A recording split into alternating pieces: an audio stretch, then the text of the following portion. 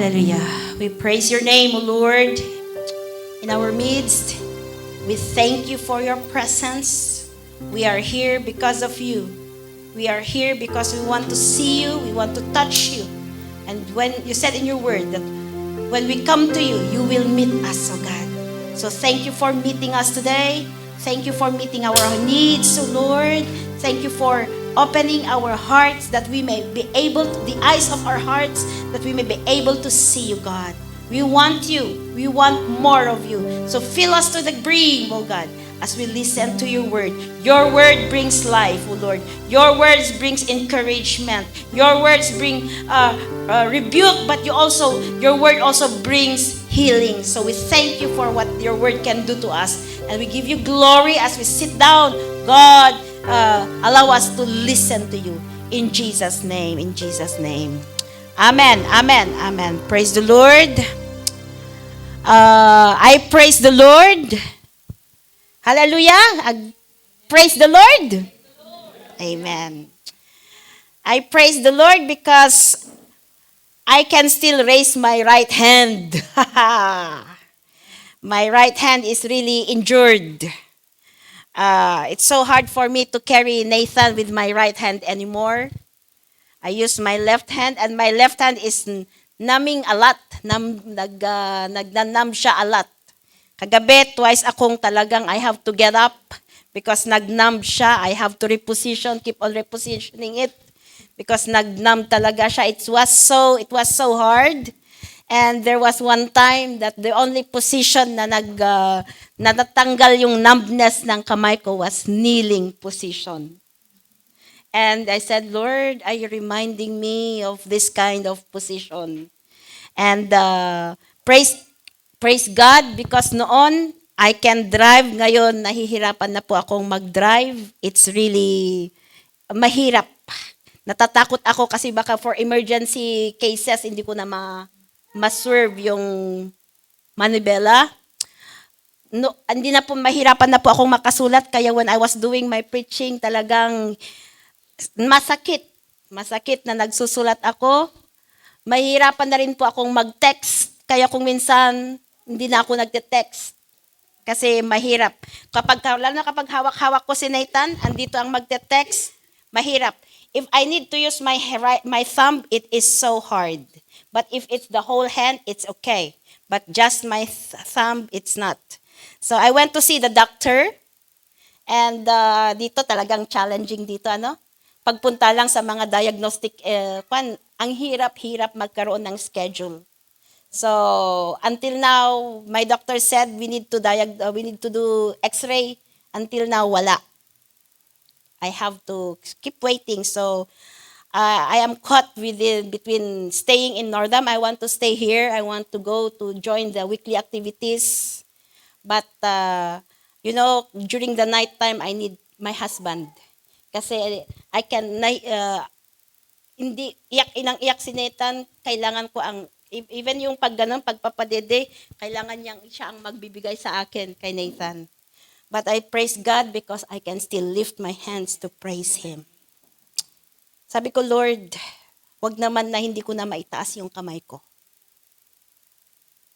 So, praise the Lord! We always have reasons to praise God. Amen po ba?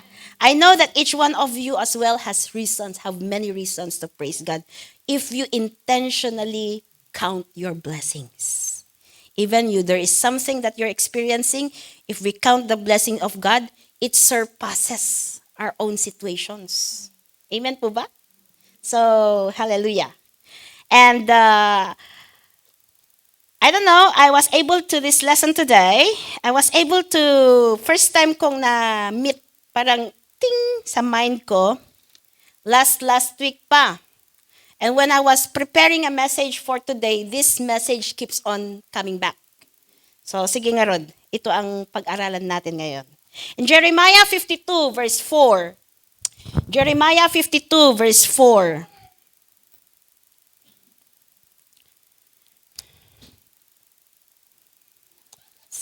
This is the time na the last na chapter ni Jeremiah. This is the time na yung mga Israel was already invaded by Babylonians and about to invade pala. Ito yung the message is still they are planning. They're still in the process of invading. The Babylonians are in the process of invading the Israel, Jerusalem. So, ang noon pala, kapag if you want to invade a country or a city, you surround them. The army will surround the city or the country. And ang gagawin nila, they will cut off the supply of that place. That is what they call the siege. They create a siege. So siege is a military operation in which the enemy forces surround a city or a stronghold, cutting off essential supplies with the aim of compelling the surrender of those inside. So kung tayo dito, if kung may kaaway tayo, yun ang exit natin the enemy will stay there. The enemy will stay there dito, baka i-break natin to at lalagto tayo. Tatalon tayo. Baka doon is tatalon tayo. So, the enemy will be surrounding us. And until na there will be no food supply. Okay, may food supply pa tayo ngayon. May water supply pa tayo ngayon. Ngayon, hindi pa kayo gutom. Pero bukas, magugutom na kayo. After 1 week siguro, kung wala man lang supply dyan, after a week siguro, mararamdaman natin na manghihina tayo. So, ganun yung way of the enemy. They surround, they create a siege. That is a siege. That's what they call a siege. And this is what in the time of the Babylonians, this is what they did. Let's read. So, in the 9th year of Zedekiah's reign, on the 10th of the 10th month, Nebuchadnezzar, king of Babylon, marched against Jerusalem with his whole army.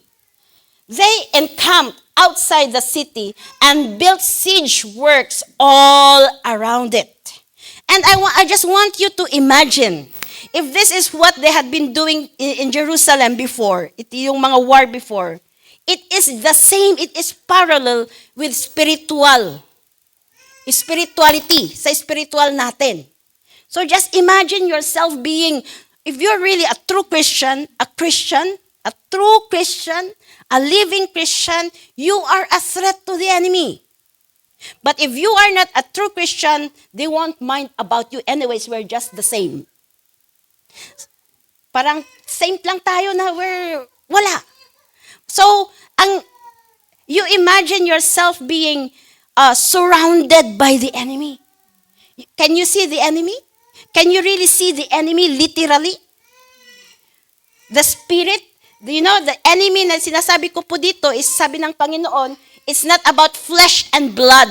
Your enemy is not your husband, kasi sila ang magkasama dito. Your enemy is not your friend, yung nakikita mo. Your enemy, sabi sa Kwan, is the stronghold, yung mga spiritual strongholds around the air, the spirits of the enemy of devil. So they surround us kung minsan they observe you.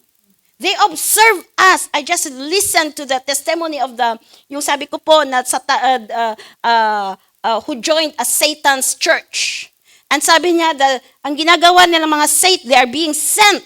They are being sent by Satan, and they watch. Satan spirits, binabantayan nila ang galaw natin. They cannot read, the enemy, Satan cannot read our mind, but they will try to trigger you and they will see how you will react. And ito ang weakness niya. And they've been watching you since you were born, especially when you turned yourself to Christ.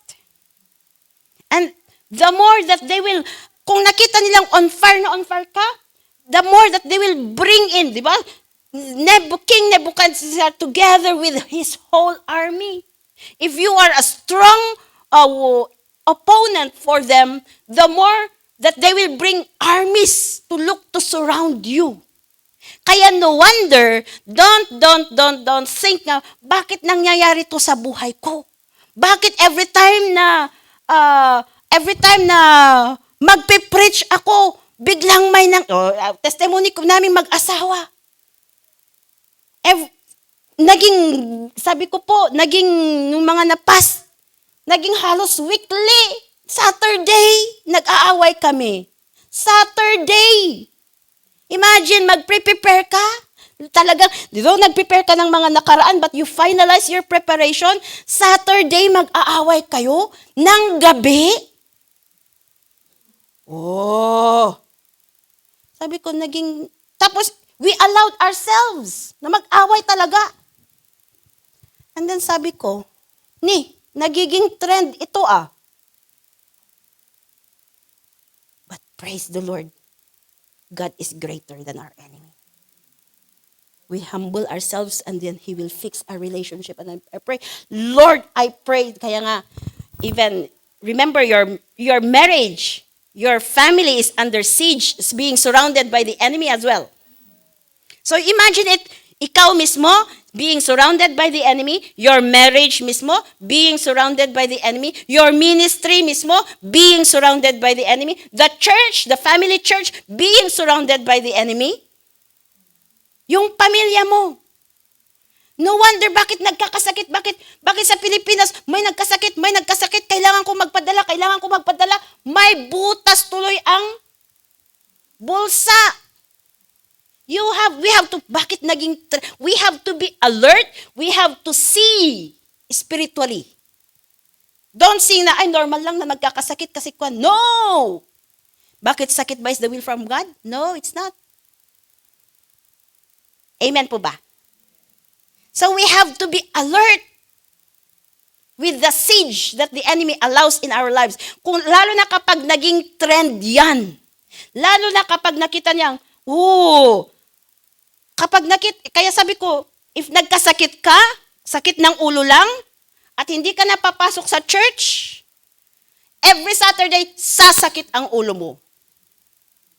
Bakit? Nakuha ka niya dyan. If inalaw namin na yung pag-aaway namin is talagang inalaw namin na hanggang Sunday, talagang, praise the Lord, hindi kami nag-away this Saturday. Woo! Hallelujah! Walang away! Praise the Lord. Kaya sabi ko, sinasabi ko to kasi mga reality. I don't want to cover what's happening in my marriage. It is reality. We have to expose the works of darkness. And because if we don't expose it, talagang the more pero kapag i-expose natin, makakuan din ang demonyo. Matatrample siya. And I said, you have no right in my marriage. Amen po ba? So, and you remember, the enemy works in a subtle way. Subtle way mean na hindi mo nararamdaman. Hindi mo namalayan, nabuksan pala yung door, nag-creep in siya. Hindi mo namamalayan, hindi siya mag-create ng ingay just to create hole. And then kala mo you are well protected. Hindi mo pala namalayan, may butas na pala. That's how. Kasi alam niya na kapag nalaman natin, we will use our authority to, in Jesus' name, umalis ka dyan. And the enemy will really go out. Because God gave us the authority. But kaya ang strategy niya is hindi namamalayan para wala kang gagawin sa kanya. And then namamalayan mo pala. Ano yung trabaho ng demonyo? John 10:10. Sige nga. John 10:10. The thief that is Satan, only comes to steal, kill, and to destroy. Kahit dun lang muna. The thief, di mo namamalayan, wala ka ng joy in serving God. Di mo na namamalayan, puros discouragement na yung lumalabas sa bunganga mo. Di mo namamalayan, hindi ka nakapag-church na. Kaya careful po tayo sa strategy ng itong enemy. Our problems, family problems, or work problems, financial problems, that can be a siege. The enemy will try to work in para hindi tayo mabless. Kaya, kung laging butas ang wallet natin, Lord, it seems may butas. There's a loophole. All right.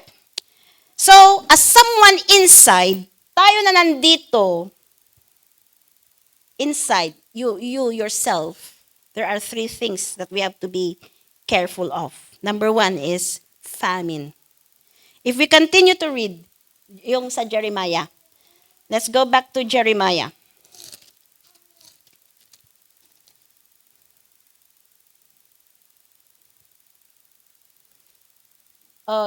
5. Sige.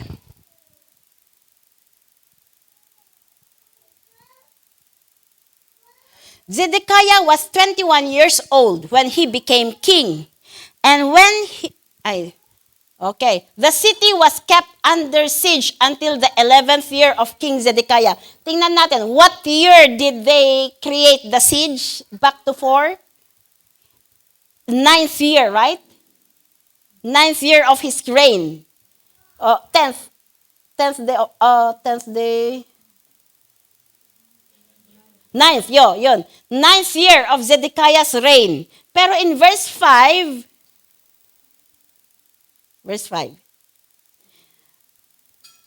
yun, naging, the siege remained there for 9, 10, 11, 2 years. Anong ibig sabihin yan?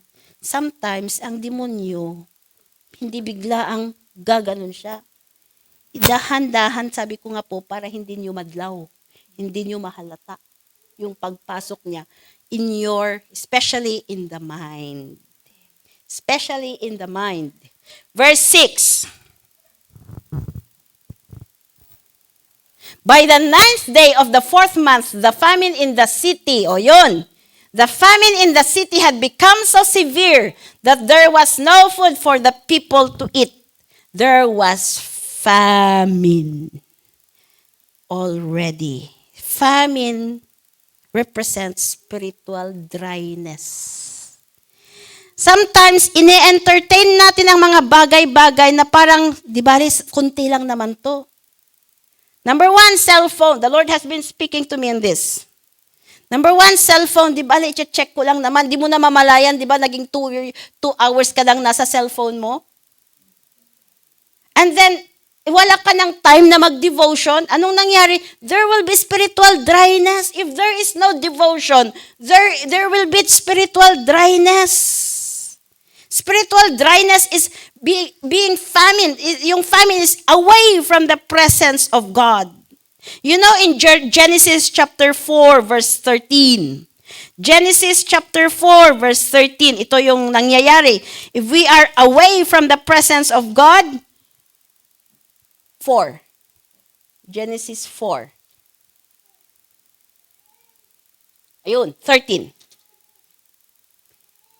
Cain said to the Lord, my punishment is more than I can bear. When Cain killed Abel. And then God said, you have to, ano yung punishment niya? He is under a curse. He will really work hard. And in verse 14, sabi niya, today you are driving me from the land, and I will be hidden from your presence. I will be a restless wanderer on the earth, and whoever finds me will kill me.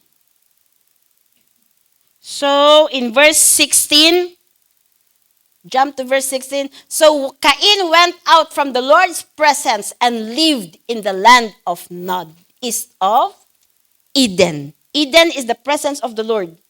Nod is the east. Nod, that's where, that's where you experience, especially when you are out from the presence of God, you are in the land of Nod. Anong ibig sabihin nun? Restless. Di ba napansin nyo? Pag wala kayo sa presensya ng Panginoon, para kayong laging restless. You are never satisfied. You are never filled. There is no stillness in the mind. That's what happens when we are not in the presence of God. There's spiritual famine. And if we allow if we allow, may siege na nangyayari na nga around us, yun, magpa-famine pa. If we allow spiritual famine in our heart, ano nang mangyayari sa atin? Of course, hihina na tayo.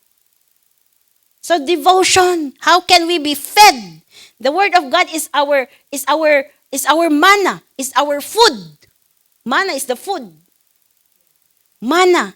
There is a river, sabi niya in Revelations that there is a river that flows from the throne of God.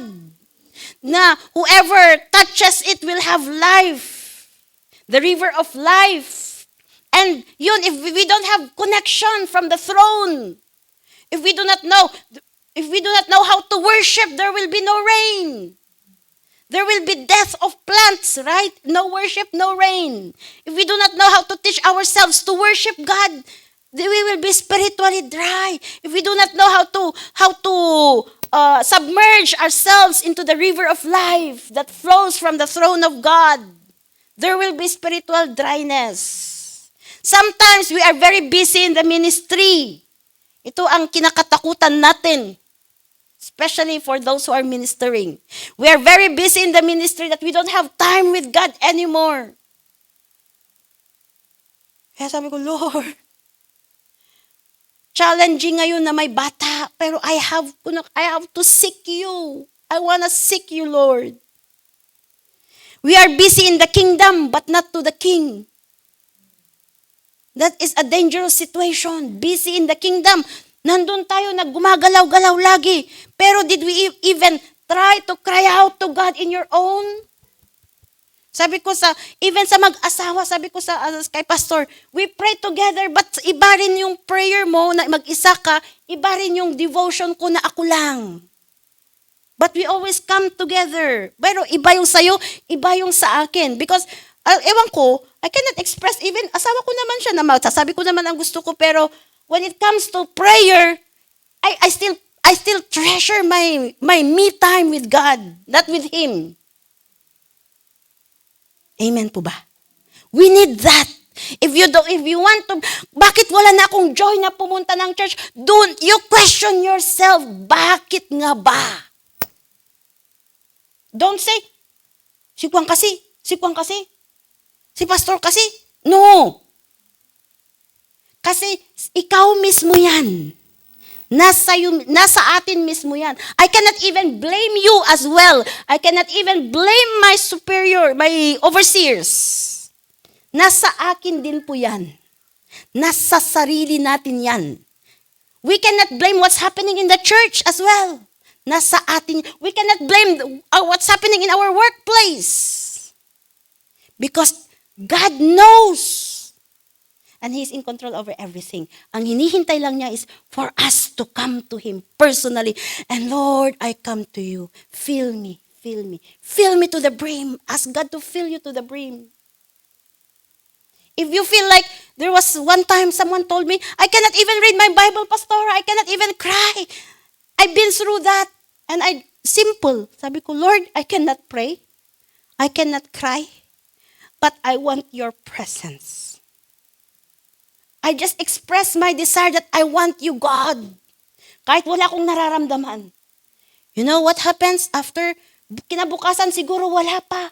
Pero after how many days, you will feel the overflow of God's presence. I can attest to you on that. Don't give up kapag nag-pray ka ngayon at parang walang nangyari. Don't give up. Keep seeking God. Diyan makikita ng Panginoon na, will you really seek me? God says they worship me in their mouth but not from their hearts. And God is looking if we really seek Him from the heart and not from the mouth.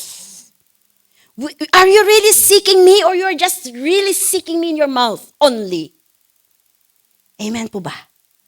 You know, in 1 Kings chapter 19, this is the story of, I've shared this one. I don't know if you can remember. This is the story of Elijah. He was very on fire at that time. You know, God sent him to prove na God is the real God, the true God. Not yung Baal. Baal, ang sabi ni Baal, the king, the god of the Ahab, King Ahab, at yung asawa niyang si Jezebel. Jezebel seems a very beautiful name, but don't name your children with Jezebel if you still have plans of bearing babies na girl.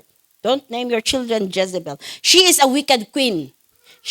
Gusto niyang papatayin yung mga prophets ng Panginoon. And then sabi ni Elijah, sige nga Rod, let's meet together with the prophets of Baal. And the God who answers with fire is the true God. So ang ginawa nila, naglagay sila ng, basta, you read, it will take it so long. Read chapter 18, that's where the story is. So, Elijah was so on fire at that time to defend that the God, the sovereign God, the God we are serving is the true God. The God he is serving is the true God. But in verse 19, she was so on fire at that time, Imagine in front of how many prophets of Baal. Verse 19, verse 1. Now Ahab told Jezebel everything. 1 Kings chapter 19, verse 1. Now Ahab told Jezebel everything Elijah had done and how he had killed all the prophets with the sword. Kasi pinapatay ni Elijah yung mga prophets ni Baal after na nangyari yung ginawa nila nung you read chapter 18. So Jezebel sent a messenger to Elijah to say, may the gods, tingnan nyo, small letter yun gods, deal with me, be it ever so severely, if by this time tomorrow I do not make your life like that one of them, I will not kill you. Oh. If I will make sure that you are not alive tomorrow. Yun yung, kung may magsasabi yun sa inyo, anong mararamdaman ninyo? So in verse 2, so Jezebel, Elijah was afraid. O pinakinggan ni Elijah. You know, sometimes, I believe that Elijah was so tired after na nangyari sa chapter 18. Ang napakinggan na niya, yung boses ng tao. Hindi na yung boses ng Panginoon. Kaya natakot siya. There are many voices, remember? There are many voices that can speak to us. One is the voice of God. The second one is the voice of Satan. The third one is the voice of the world, your people around us. And sometimes our own voice. Which voice will you listen? At this time, Elijah listened to the voice of the world. From, in verse 2 na yung si Jezebel. Elijah was afraid and ran for his life. When he came to Beersheba in Judah, he left his servant there. Natakot na siya. There was already fear. Tao rin lang naman siya Verse 4. While he himself went a day's journey into the wilderness. You see where Elijah at that time went to? Wilderness. Ano yung nasa wilderness? Dryness. There is no water in there. Walang refreshment doon. Wilderness ang pinuntahan ni Elijah. He chose to go to the wilderness. He just listened and he didn't call to God anymore. The God whom he just called in chapter 18. He came to a broom bush, sat down under it, and prayed. Ito pa, na-depressed na siya. Sometimes, being in the ministry is depressing. Sometimes. I'm telling you. Tingnan nyo si Elijah mismo, na mighty man of God. Ang sabi niya, I wanna die. I have enough already. Take my life. Oh. So nung mga Old Testament pa may suicide na, hindi lang ngayon. I'm no better than my ancestors. Bumaba yung tingin niya sa sarili na niya. And in verse, so talagang nasa depressed state si Elijah, hopeless state. In verse 5, Then he lay down under the bush and fell asleep. And then, all at once, an angel touched him and said, when I was reading this, umiyak ako. Get up and eat. Sometimes we get tired. Iba-iba tayo ng sitwasyon. Probably you're a father, you're a mother, you're a student, you're working out your visa, and you get tired. You have very lots of uncertainties in the mind. And you get tired. Pero, dito mo makita yung grace ng Panginoon. Get up and eat. I believe that was a still small voice of God. Get up and eat. He looked around and there by his head was some bread. Wow. Baked over hot coals and a jar of water. Tingnan nyo. Ang Panginoon, hindi lang talagang kinukumpleto niya, no? Food and water. Luto pa. Ready to be eaten. Especially, God knows when you come to your rock bottom, na yung pagod na pagod ka na. God knows it. And He knows how to encourage you. He really knows. You just need to listen. You just need to be, to be still. So he got up and ate and drank. And then he was strengthened. He traveled 40 days and 40 nights. And when you are strengthened, don't go back to the wilderness. Tingnan niyo ang pinuntahan na ni Elijah. Saan siya pumunta? Verse 7 na po ako. Sige pa. Verse pa na yata ako. 8. Until he reached Horeb. Woo! The mountain of God. Horeb, where the presence of God is. That's where he ran to after. There he went into a cave and spent the night.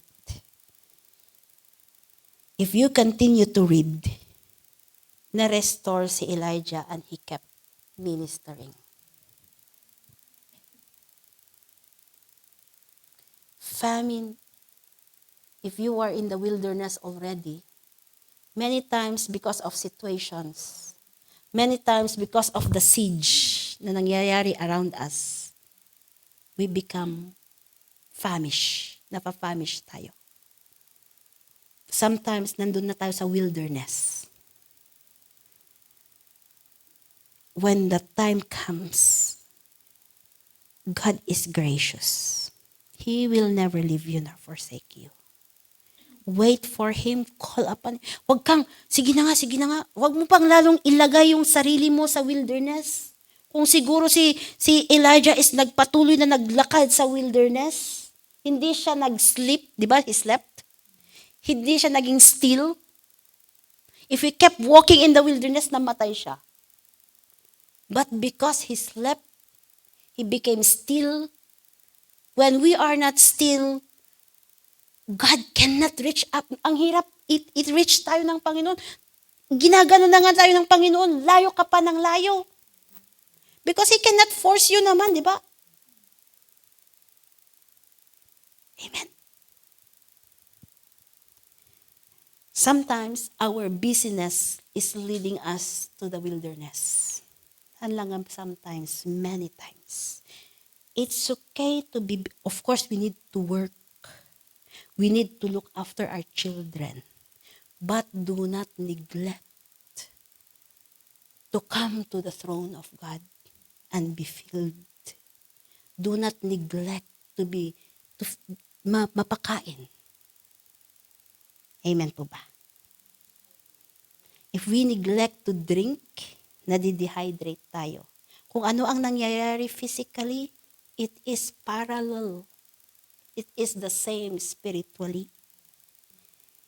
If we do not know how to read our Bible, spiritual dryness comes in. If we do not know how to pray, spiritual dryness comes in. If we do not know how to worship, there will be no rain. That is biblical. Amen? What do we really thirst for, bagamin? John 7:37. Ano ba talaga yung nauuhawan natin? Kasi kung where you are thirsty, that's where you go eh. That's where you spend your time. Let anyone who is thirsty come to me and drink. God is just offering. Come to me and drink. You know, last, praise report. Mag-praise report ako. Of what's happening in Canderdin. Whew! We went there for the cell group last Friday. And a family came. And this family invited another brother.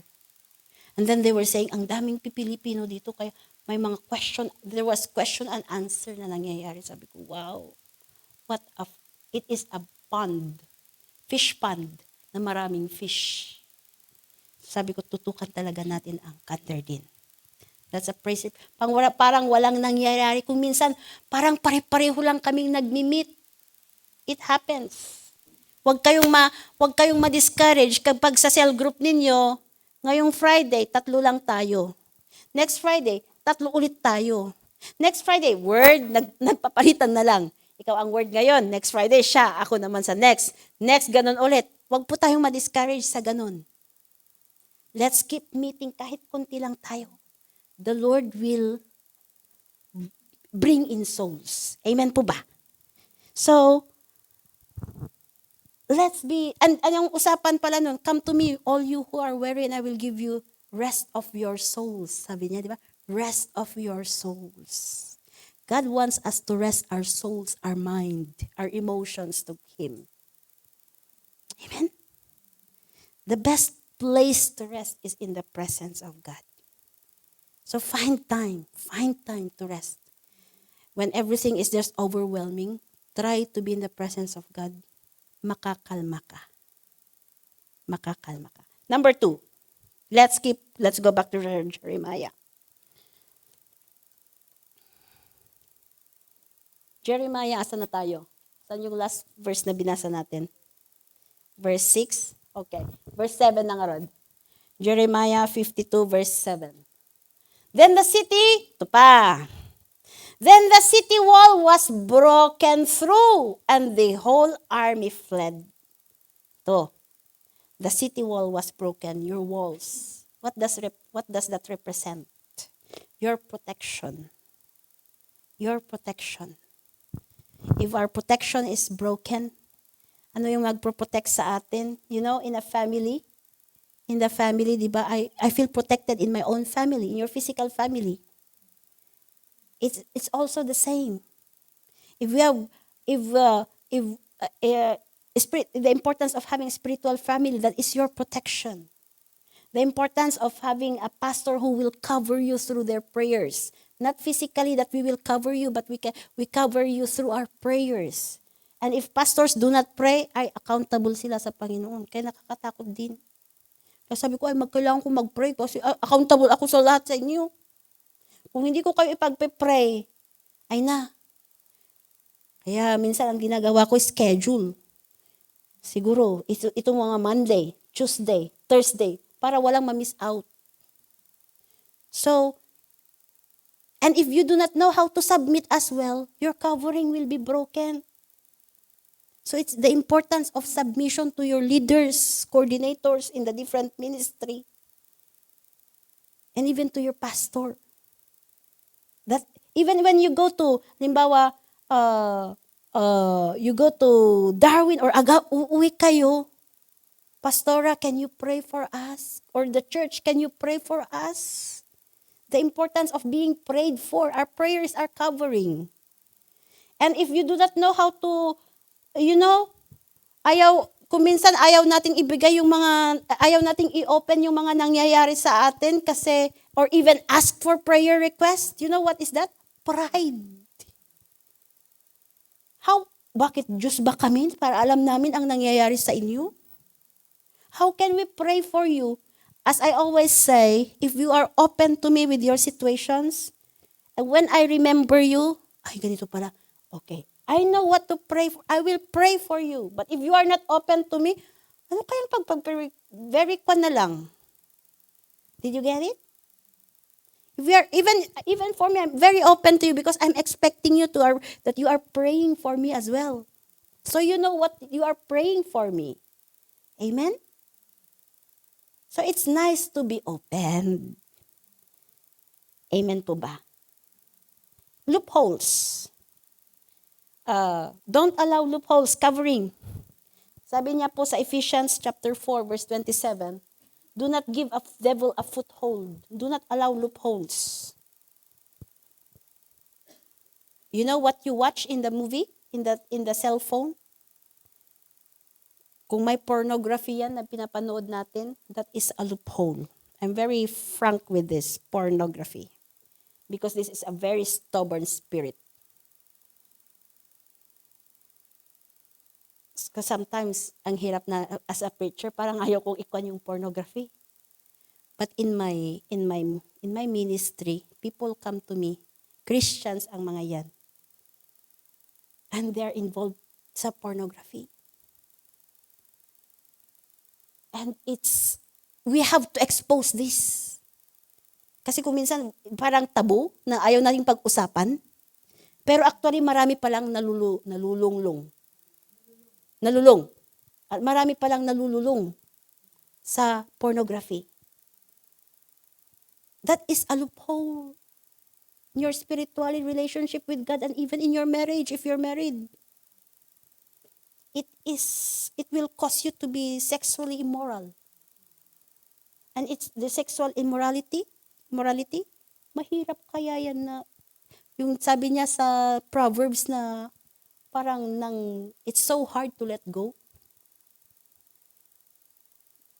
Be careful with what we watch, be careful with what we read, yung magic.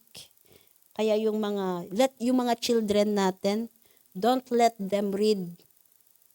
Ano yung usong magic, yung Harry Potter.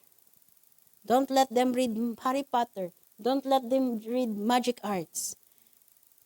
O sige na nga, horoscope ako, baka swerte ako bukas. Ay, that is another loophole. O diba? Tingnan nyo basahin nyo sa Old Testament. Even going to an albularyo, that is another loophole. The moment you open your doors sa albularyo, nakakatakot yan.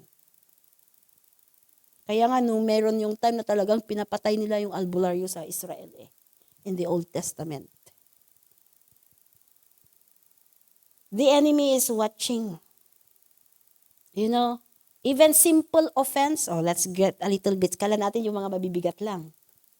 Pero simple offense lang, kaya kung minsan, if na-offend tayo, ang magandang gawin pala, Lord, forgive me and I forgive the person who offended. Forgive me and forgive the person who offended you. Straight away.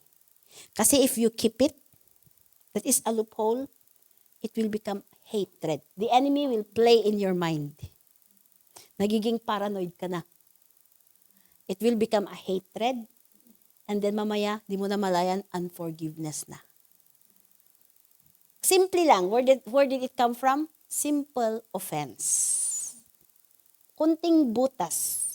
Pero habang hindi natin tinatahi yung butas, lumalawak yung butas.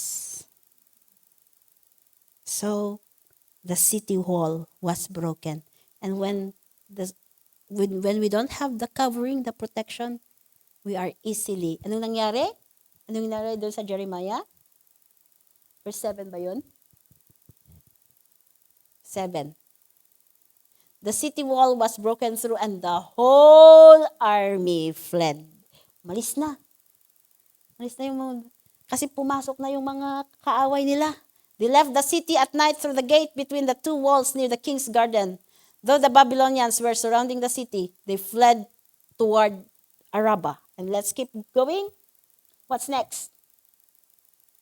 But the Babylonian army pursued King Zedekiah and overtook him in the plains of Jericho. Ito na. All his soldiers were separated from him and scattered. There was separation. Isolation, separation is not the will of God. I will isolate myself by man. may prayer meeting tayo. Sige, kayo pa. Isolate muna ako sa Panginoon. You can always do that, not during the prayer meeting time. But if you isolate, separate yourself from the body of Christ, you are in danger. Remember the coal na umaarab sa apoy. Bakit humina na ang ko? Ang nagbabaga. Remember yung apoy na nagbabaga? Ay, yung coal na nagbabaga? Kapag hiniwalay mo, nawawalan ng baga. Same. You cannot, we are a church. Being the bride of Christ is not competition na, okay, doon na nga ako, or isolation na ihihiwalay mo yung sarili mo. We are helping one another. Amen po ba? Do not isolate. Kasi I always say this sa mga inakala-counselan ko. Isolation comes from the enemy. The moment na nagsabi kang, wag ka munang mag-church, wag ka munang mag-prayer meeting kapag may problema ka or whatsoever, you are putting yourself in the danger zone. The more na may problema ka, you bring yourself in. Kasi, parang kahapon, we went to the north yesterday, so we were not able to come here. Check ko nga yung mga, tapos nagpa-practice sila, but iniisip ko, iniwan ko kasi si Nathan, kay sister sa pastoral house. Kaya sabi nila, bakit iniwan mo si Nathan? Ay kailangang masanay na iniiwan din minsan. And then, when sabi, parang meron yung, kasi yun ang tanong-tanong nila, kaya, ay, kailangan ko bang umuwi? Kasi kayo, yung anak ko, parang, alam mo ba yung nag-urge na umuwi ka na kasi yung anak mo, parang ganun. But I said, no, we will stay and we will worship. And during worship, after the worship, you always feel that, right? There is a difference. Kahit nag-practice, kapag pagod na pagod kayo ng Saturday, o kahit sabi mong, wag na tayong pumunta, but after you went there, dun sa cell group, you will feel that, ay, buti na lang nakapunta ako. It's always ganun. Kaya kung minsan na, ay, wag muna akong mag-attend ng prayer meeting, deception yan. Masama yung pakiramdam ko, deception yan. The more, or nadi-discourage ka, parang ang bigat-bigat ng pakiramdam ko, parang wala na akong joy, parang hindi na ako masayang mag-minister, parang hindi na ako masayang mag-prayer meeting, or pumunta ng practice, deception mo yan. Kapag nararamdaman mong hindi ka masaya sa pagpupunta naman ng church, the more that you should go, mapapalitan yan when you feel the presence of God. So, separation. Do not neglect the fellowship of the believers. Hallelujah. Malapit na tayong matapos. What are the sieges? Kind of siege na, the enemy can put around us. Number 1 ngayon is distraction. Distraction. Cellphone alone is a distraction. Sino ang guilting tulad ko? Guilty ako. Lagi akong nagpapatawad sa Panginoon, Lord, forgive me kasi yung cellphone na naman, kinuha niya yung time ko, pero di ko namamalayan na naman. Kaya sabi ko, Lord,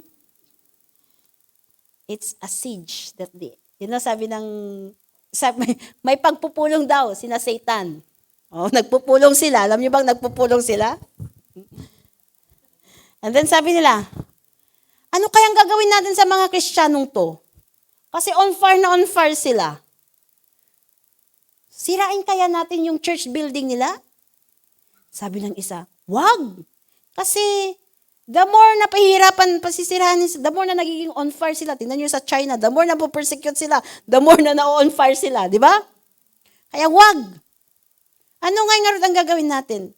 Simple lang. Just distract them. Make them busy. Busy. Take their time. No time for the word, no time to pray, no time to worship. And you will see the result. You don't need to be, you can always pray even when you're driving. I love driving alone minsan. When I was single, ngayon hindi na pwede.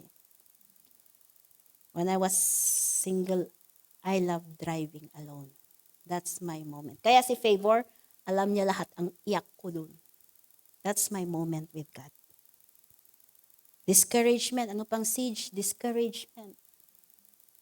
Ano pa? Ungodly relationship. Ungodly relationship. Kaya careful. Do not be equally yoked with unbelievers. Ungodly habits. Yung mga habits natin na ungodly. Kaya, kala natin wala lang pero malaking impact pala inside of us. Last verse, 1 Peter chapter 5 verse 8.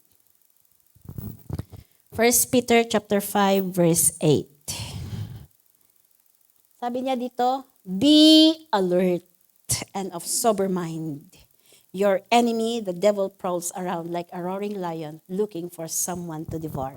Especially po ngayon. The enemy knows that his time is very near. Kaya nagda-double time yan para kunin tayo. Nagda-double time yan para kunin ka na makasama kanya sa impyerno. Gusto kanyang kasama sa impyerno. Para ano? Para pahirapan ka dun. Para may pahihirapan siya. May kasama siyang maghihirap. So let us be alert. Let us be alert. 24/7, kung pwede pa lang 25/7 daw, magtrabaho ang demonyo, gagawin niya eh. Pero ang Kristiyano, ilang oras nagpipray sa isang araw. Kung mahaba pa nga ang sermon sa isang linggo, ang haba-haba naman ng sermon, minsan lang tayo makinig sa salita ng Panginoon during the day, during the whole week. So let us be alert. Amen po ba? Let us stand up and let us pray. Hallelujah. Hallelujah. Thank you, Lord, for you care for us. You redeemed us and you protect us. Thank you, Lord, because you know what is happening around us. Though many things are unseen by us, but you know it, Lord. And you are so gracious to protect us, oh God. You are so loving that you don't want us, Lord. We have heard about the siege. And you are loving that you want us not to be captured by the enemy, captured back by the enemy. Lord, we'll entrust to you our lives. Help us to break through namin yung mga siege around us. Our unhealthy habits, ungodly relationships, O Lord. Yung mga addiction namin that does not breathe, dead works namin that we love to do. God, help us to let go, God, to break this and to that it will not take our time for you, Lord. But help us, Lord, to bring ourselves always to you, to bring ourselves, oh God, to drink from the river of life, to come to you and to learn from you, God. Help us, Lord. I pray that you will continue to strengthen each one of us in the name of Jesus. Lord, if there's a loophole that has been allowed in our lives, we declare, oh God, your blood covering. Cover us once again in Jesus' name. Cover us once again in Jesus' name, Lord. Oh God, allow us to be discerning as well. Increase our sensitivity, Lord, with spiritual things, oh God. Increase our sensitivity with how the enemy works, oh Lord. And help us to be alert, oh God, to be watchful, as you said in your words, Lord. God, we entrust to you our lives. Thank you for the victory. Thank you for the victory that we find in you. Lord, I pray, God, that you will cover each one of us, Lord, with your precious blood of the Lamb. In Jesus' name. Amen.